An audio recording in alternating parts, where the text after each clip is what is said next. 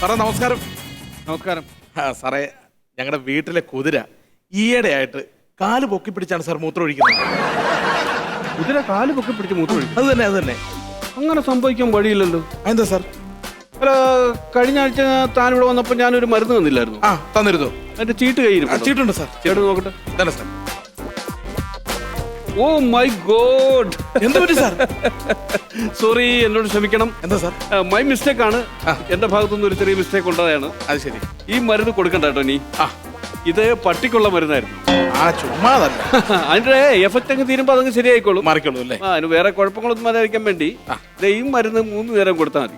Okay sir. കേട്ടോ, ഒരു ചെറിയ മിസ്റ്റേക്ക് പറ്റി സാർ. പിന്നെ ഒരു സന്തോഷ വാർത്തയുണ്ട്. എന്താണ് സന്തോഷം? കഴിഞ്ഞ മാസം ഞങ്ങൾ രാജസ്ഥാനിൽ നിന്ന് ഒരു പട്ടിയെ കൊണ്ടുവന്നില്ലായിരുന്നു? രാജസ്ഥാനിൽ പട്ടി ഗർഭിണിയാണ് സാർ. അയ്യോ, എന്താ ഇനി അതിന്റെ ഉത്തരവാദിത്വം കൂടെ എന്റെ തലേ വരുമോ? അത് സാറ് തന്നെ നോക്കണം. ഞങ്ങളുടെ വീട്ടിലെ മൃഗങ്ങളെയൊക്കെ സാറല്ലേ നോക്കിക്കൊണ്ടിരിക്കുന്നത്.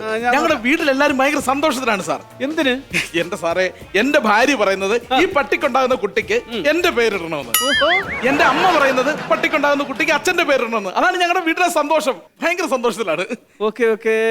പിന്നെ സാറ്, ഞങ്ങളുടെ പട്ടിക്ക് എന്തെങ്കിലും ഗർഭകാല ശുശ്രൂഷയ്ക്കുള്ള എന്തെങ്കിലും മരുന്നുകൾ അതുകൂടെ ഒന്ന് ഇതിന്റെ പുറകിൽ ഒന്ന് എഴുതി തരൂ സാർ. അല്ല, അതിന്റെ ആവശ്യമില്ല. ഇതിപ്പോ 3 മാസമല്ലേ ആയുള്ളൂ. അതെ, 6 മാസം കഴിഞ്ഞ് വരുമ്പം നമുക്ക് എന്തെങ്കിലും നോക്കാം. അത് മതിയോ? ഡോക്ടറെ, പ്രകാശിന്റെ മൂക്കൊഴിക്കണേ 10 ലിറ്റർ തുള്ളി മരുന്ന് വേണം. മൂക്കിലൊഴിക്കാൻ 10 ലിറ്റർ തുള്ളി മരുന്നു? ഏത് പ്രകാശന്? പ്രകാശനാന. ഓ, ഭയങ്കര തുമ്മല. അർത്തുങ്കൽ പ്രകാശാണോ? അത് തന്നെ. അയ്യോ, എന്റെ അടവേ, സംഭവം തുള്ളിമരുന്ന് ഇപ്പൊ സ്റ്റോക്കില്ല. സ്റ്റോക്കില്ല. ഒരു കാര്യം ചെയ്യ്, നീ അതിന്റെ തുമ്പിക്കൈയുടെ അറ്റത്ത് ഒരു തുണി വെച്ച് അങ്ങ് കെട്ടിവെക്ക്. മതിയല്ലേ? ഒരാഴ്ച കഴിയുമ്പോൾ മരുന്ന് വരുമ്പോ നമുക്ക് കൊടുക്കാം. ഈ ആനപ്രേമികൾ പ്രശ്നം ഉണ്ടാക്കിയാലോ? കൊറോണ കാരണം മാസ്ക് വെച്ചേക്കുവാന്ന് പറയടാ. അത് കൊള്ളാം. അത് മതി. പിന്നെ എന്തോ പുറത്തൊരു സ്ത്രീ വന്ന് കിടന്ന് ഭയങ്കര ബഹളം. നല്ലപോലെ ബഹളം. ഭയങ്കര ബഹളം. എന്റെ പെണ്ണുമ്പിള്ളയായിരിക്കും അത്. പെണ്ണുമ്പിള്ള അല്ല, പിന്നെ ഇതെന്തോ പട്ടിക്കേസോ എന്തോ ആണ്. പട്ടിക്കേസോ? എന്നാ വരാൻ പറ.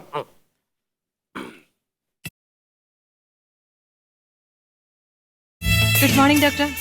Good morning. ഞങ്ങളെ ഇന്നലെ രാവിലെ തൊട്ട് ആ തിയേറ്ററിന് മുമ്പിൽ കാത്തു നിൽക്കുക, ഒരു ഈച്ചനെ പോലും കാണുന്നില്ല. എന്റെ മാഡം, ആ തിയേറ്റർ ഒരാഴ്ചയായിട്ട് അടച്ചിട്ടേക്കാണ്. ഡേവിഡ് കാരണം. ഓ, കോവിഡ്? കോവിഡ് അല്ല, ആ തിയേറ്ററിൽ ഫിലിം ഓടിക്കുന്ന ഡേവിഡ്, അവൻ അവിടെ തൂങ്ങി മരിച്ചു. അത് കാരണം ഇപ്പൊ ഒരാഴ്ചയായിട്ട് അത് തുറക്കുന്നില്ല. അയ്യോ ഡോക്ടർ, സിനിമ തിയേറ്റർ അല്ല, ഓപ്പറേഷൻ തിയേറ്റർ.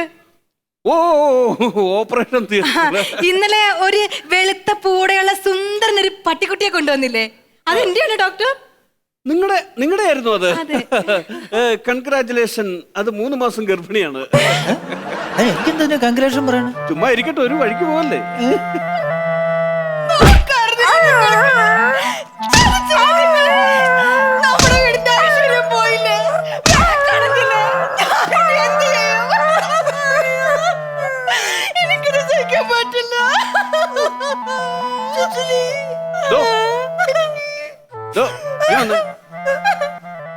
ഈ സ്ത്രീ സ്ഥിരമായിട്ട് സീരിയൽ കാണുമല്ലേ?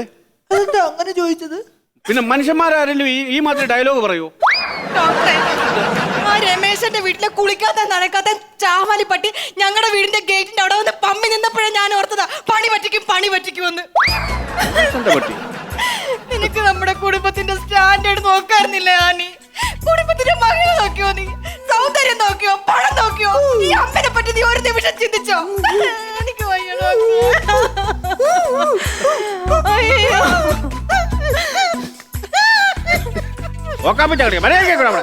ഇവിടെ നിങ്ങളുടെ ആനി ഗർഭിണിയായാണോ ഈ കിടന്ന് ബഹളം വെച്ചത്? ഇത്രയും ബഹളം വെച്ച് നാട്ടുകാരെ അറിയിക്കേണ്ട കാര്യമുണ്ട്. അത് സംഭവിച്ചത് എന്തായാലും സംഭവിച്ചു. നിങ്ങൾ ഒരു കാര്യം ചെയ്യുക, ഉത്തരവാദിത്തപ്പെട്ട അവരുടെ സ്ഥാനത്ത് നിന്നുകൊണ്ട് അവരുടെ കല്യാണം അങ്ങ് നടത്തി കൊടുക്കുക. അടയ്ക്ക മരമായ മടി വെക്കാം, അടയ്ക്കായ എന്ത് ചെയ്യും? മാഡം, പഴഞ്ചൊല്ലി തിരിഞ്ഞു പോയി. ചങ്ക പോയിട്ട് നിൽക്കുമ്പോഴാണ് നിങ്ങളുടെ ഒരു പഴഞ്ചൊല്ലി. ഞാൻ ഇനി എന്ത് ചെയ്യും? നമസ്കാരം ഡോക്ടറെ. നമസ്കാരം ഡോക്ടറെ, പട്ടികൾക്ക് വിര ഇളക്കാനുള്ള മരുന്ന് വന്നിട്ടുണ്ടോ? നിങ്ങൾക്കൊന്നും നിലവിളിക്കാറില്ലേ? അവൾ ഉണർന്നേരല്ലോ.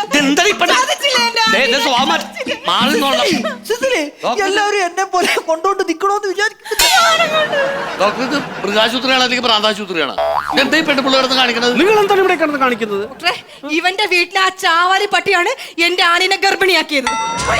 കലകൻ അങ്ങനെ ഗർഭിണിയാക്കിയിട്ടുണ്ടെങ്കിലേ നിങ്ങളുടെ പട്ടി അവനെ കണ്ണും കൈയും കാണിച്ചിട്ടുണ്ടാവും. അയ്യടാ, നിങ്ങളുടെ പട്ടിയാണ് കുടുംബത്തിൽ പറഞ്ഞ എന്റെ ആനയുടെ കൈയും കണ്ണും കാണിച്ച് വശത്താക്കിയത്, അറിയാമോ?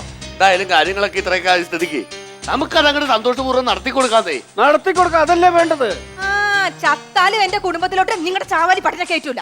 അങ്ങനെ നിങ്ങൾ വാശി പിടിച്ചാലേ എന്റെ കനകൻ വിരലിനെ ഓടിച്ചാൽ നിങ്ങളുടെ പട്ടി ഇറങ്ങി വരുമെങ്കിൽ ഞാൻ ഇറക്കി കൊണ്ടുപോയിരിക്കും. എന്റെ പട്ടി വരും. പട്ടിനെ തന്നെ ഞാൻ ഉദ്ദേശിച്ചത്, നിങ്ങളെ ഞാൻ ഉദ്ദേശിച്ചിട്ടില്ല. എന്തായാലും നിങ്ങളുടെ ഉദ്ദേശം നടക്കാൻ പോകുന്നില്ല കേട്ടോ.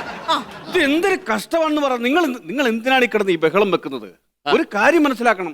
സംഭവിക്കാനുള്ളത് എന്തായാലും സംഭവിച്ചു. പിന്നെ നമുക്ക് എന്ത് ചെയ്യാൻ പറ്റും? ഇലയ്ക്കും മുള്ളിനും കേടില്ലാത്ത വിധം ഈ കേസ് എങ്ങനെയും ഒത്തുതീർപ്പാക്കണം. അതിനൊരു സൊല്യൂഷൻ ഉണ്ടാക്കണം. ഡോക്ടർ പറ, നമുക്ക് എന്ത് ചെയ്യാൻ പറ്റും? ഞാനിവിടെ ഡോക്ടറായിട്ട് ഇരിക്കുമ്പോൾ നിങ്ങൾ കിടന്ന് വിഷമിക്കേണ്ട, ഞാൻ അതിന്റെ സൊല്യൂഷൻ കണ്ടെത്തരാം. ഡോക്ടറുടെ സൊല്യൂഷൻ പറ. നിങ്ങളുടെ കനകം കാരണം ആനി ഗർഭിണിയായി. അതെ, ആ സ്ഥിതിക്ക് ഇരുചെവി അറിയാതെ ഞാൻ ഇത് അബോർഷൻ ചെയ്തു തരാൻ പോരെ? ഡോക്ടർ മതി.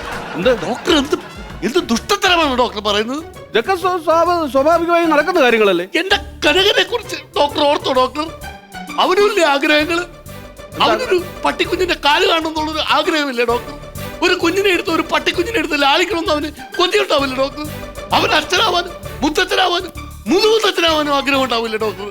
ഡോക്ടർ അവന്റെ ആഗ്രഹങ്ങളുടെ കണക്ക് ഡോക്ടർ കോടാലി വെക്കരുത്. എനിക്കത്രേ പറയാനുള്ളൂ. ഇല്ല ഡോക്ടർ, എനിക്ക് സമ്മതാണ്. 5 ലക്ഷം രൂപ വിലയുള്ള പട്ടിയ ഡോക്ടറെ. അബോർഷൻ നടത്താൻ ഞാൻ തയ്യാറാ.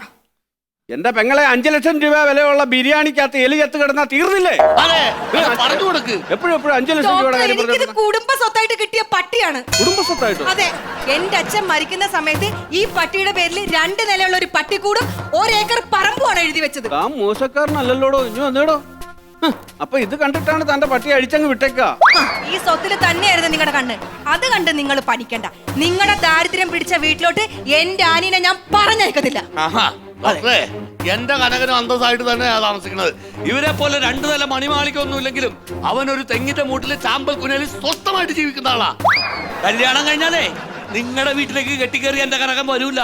അവളെ വിളിച്ചോട്ട് ഈ തെങ്ങിന്റെ മൂട്ടിലേ അവൻ താമസിക്കുള്ളൂ. അവൻ ആണാണ്. ഡോക്ടറെ, അബോർഷൻ നടത്താൻ എനിക്ക് താല്പര്യമാണ്. നിങ്ങൾ ഏതെങ്കിലും ഒന്ന് തീരുമാനിക്കുക. അതിന് വേണ്ടിട്ട് ഞാൻ ഏതറ്റം വരെ പോകും.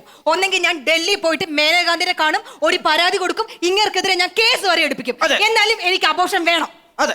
പെണ്ണുപിള്ള, എന്റെ കനകന് നിങ്ങളുടെ മതിലിയാടി നിങ്ങളുടെ പട്ടീനെ ഗർഭിണിയാക്കാൻ സാധിക്കുമെങ്കിൽ നിങ്ങൾ എത്ര അബോർട്ട് ചെയ്തിട്ട് ഒരു കാര്യമില്ല. അവൻ മതിലിയാടിയിരിക്കും, കാര്യം സാധിച്ചിരിക്കും. ഇത് തടത്തിൽ രമേശന്റെ വാക്കാണ്. അത് കറക്റ്റാ. മാഡം, അദ്ദേഹത്തിന്റെ പൊക്കിളിനൊരു ഇൻക്വസ്റ്റ് എടുത്തോട്ടെ. എന്തിന്? പേ വിഷബാധ ഉണ്ടോ എന്നൊരു സംശയം.